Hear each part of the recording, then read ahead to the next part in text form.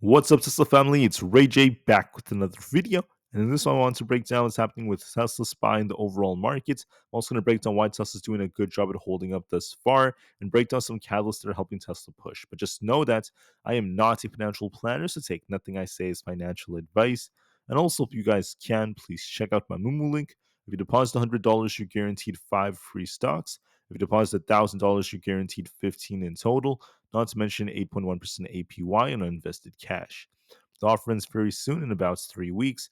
Anyways, so far the market's doing a very, very good job at holding its supports. We did see a small dip for SPY and the others as we approach some tough resistance. However, Tesla's doing an even better job at breaking out. It's stronger than the broader markets. We have this very, very nice looking cup and handle like structure, and Tesla managed to break past that 360 range we were talking about.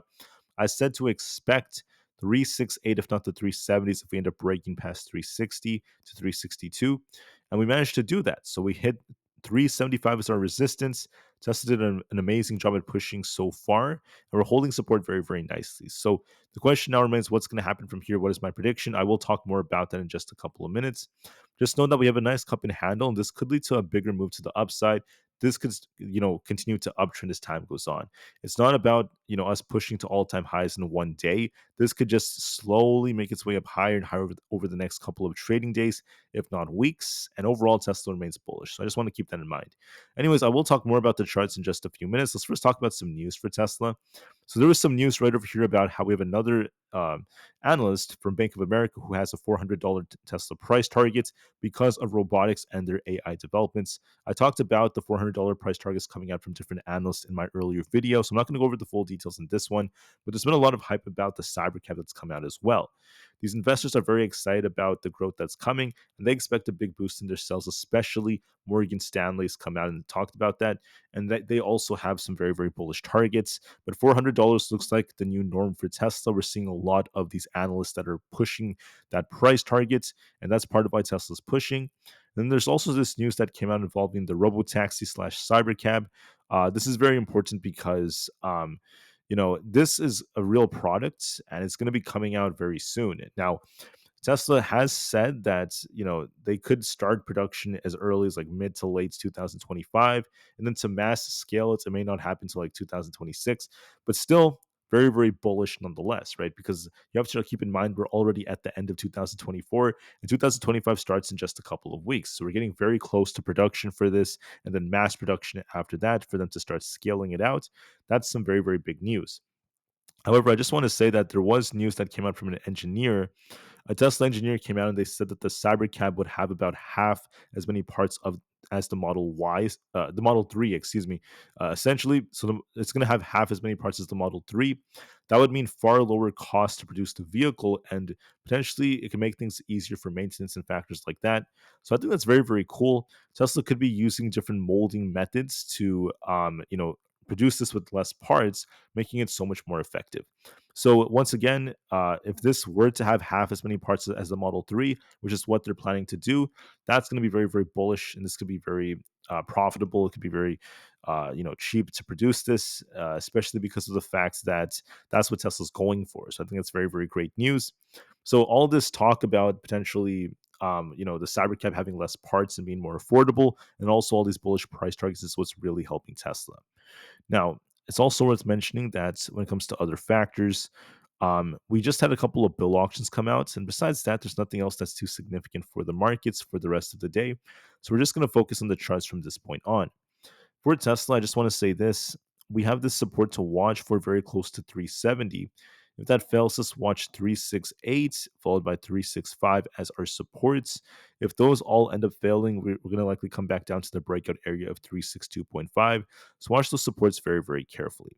The main resistance to watch for is going to be closer to 375. If Tesla breaks that, I think we could be hitting 378 as our next target.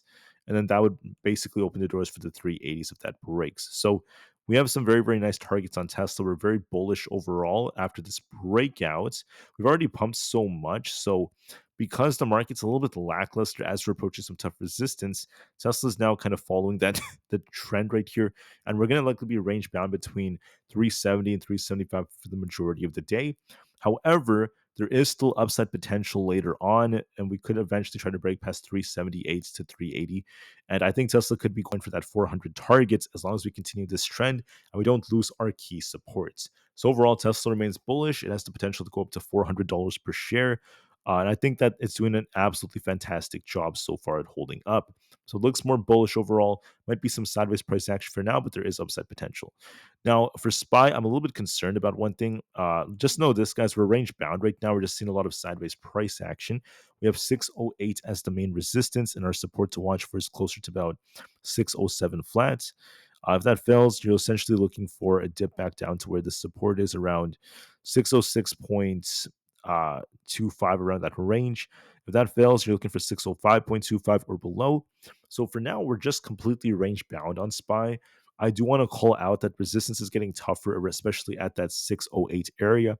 So it's been a little bit more tricky for SPY to break out. And if it can't break that, we're going to likely just be trading sideways for the majority of the day.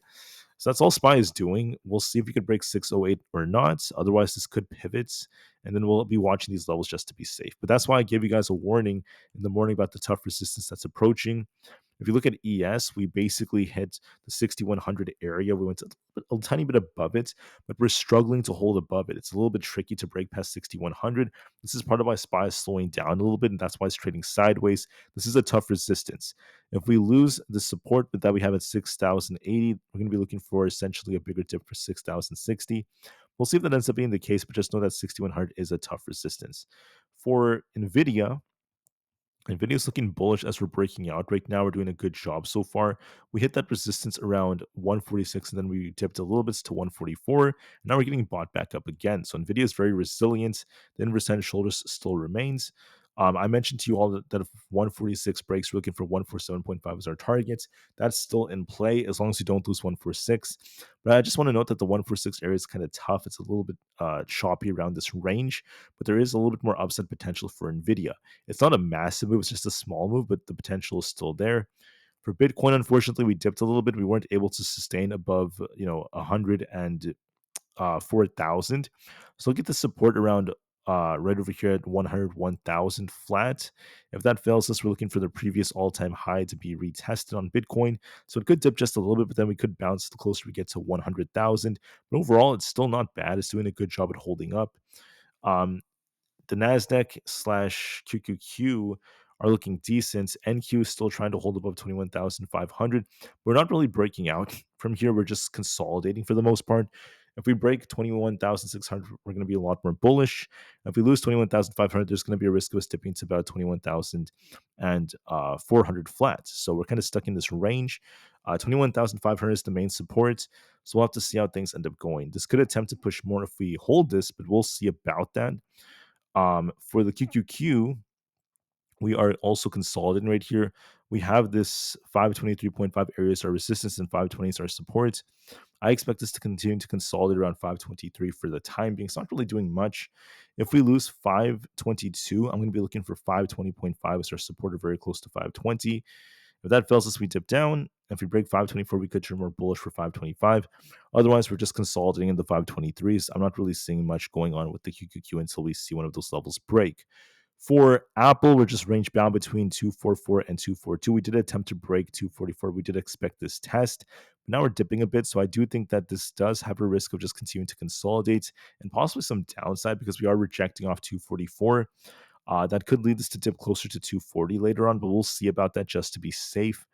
For a few more, MSTR is now trying to rebound. It tried to hit 440. It rejected. Now we're consolidating around 400. It pushed because of Bitcoin surpassing the 100,000 mark.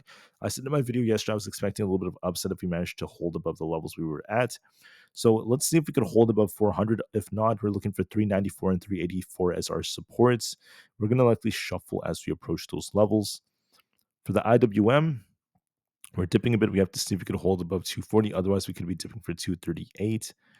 For coin, we are dipping a little bit. We pumped very nicely only to come back down to fill this gap. I called out this gap in my earlier video. We'll have to see if coin could try to get back above 340. Otherwise, we're going to be looking at our support at 330 and then 328 below that. as long as we don't lose 328, we just continue to trade sideways. Otherwise, this could be dipping down to 316 all over again. Despite the lawsuit news, Amazon's still trying to get back up to 220. So that's some good news, actually. It's good that this is holding up nicely. So if we break this 220 area, we could remain bullish despite the bad news that came out. And we could be looking for 222 as our potential target if 220 breaks. For Meta, we're just trading sideways, still stuck within a range. We attempted to get closer to 620 only to reject again. So, if we can't get back above 620, there's a risk of us coming down to 608. And two more charts. We have 440's resistance at Msft, Microsoft. If that breaks, I think 442 becomes a possibility than 444. So far, we look more bullish. For the overall trend, we'll have to see if 440 breaks, but it looks more bullish. For Google, we're dipping a little bit, so we're going to be looking to see if we could try to hold above 176. Otherwise, I could see this retrace a bit to 175 to 173.5. So we'll see about that. There is a risk of a little bit of downside. Anyways, I thank you all so much for listening. Please have a great rest of your day. Just know that Tesla may consolidate for some time around this range. It might just be range bound between 370 and 375. But overall, Tesla is still showing a lot of life, and there is potential for this to break it a lot more in the future. So with that being said, I thank you all so much for listening. Please have a great rest of your day, and peace out.